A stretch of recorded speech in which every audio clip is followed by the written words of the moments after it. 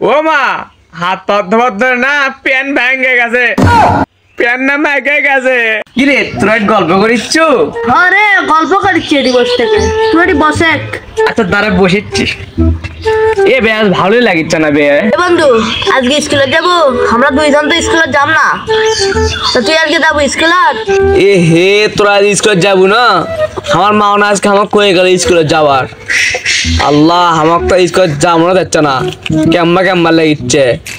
এ আমি স্কুলে যাব না, আমার কাছে একটা বুদ্ধি আছে। তোরা থাক, আমি একটা বুদ্ধি বের করেছি, দাঁড়া। তোরা থাক, আমি যে আসি আগে।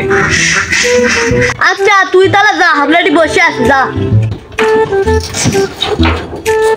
এখন তো আমার মাও বাদ নাই, এখন আমি ওই কামটা করা লাগবে, ওই বুদ্ধি। তাহলে আমার স্কুলে যাওয়া লাগবে আর বাবা। প্যান তো আমি লিয়ানো, এবার কামটা করি।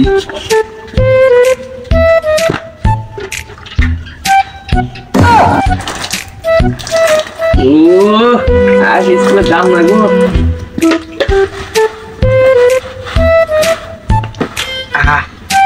কাম হয়ে গেছে। আমার মা বললে এখন কমোছে, ও মা পিছলে পড়ে না খেয়ে গেছে প্যান। আমি এখন ওর কাছে যাই। যে আল্লাহ, আমার না মা হচ্ছে এখন দেখে। এই আল্লাহ,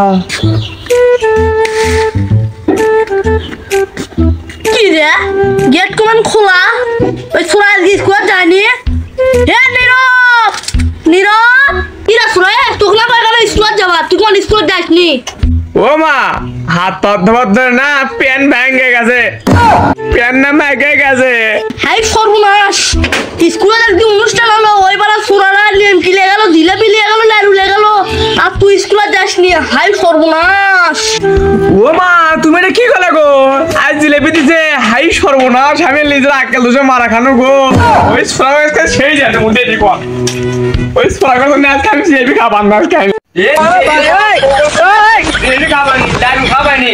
তো করে একদিন কি আমরা একদিন দেরি কর, সাল্লা বেড়া ওই ছোড়া আমার এতক্ষণ আসি না।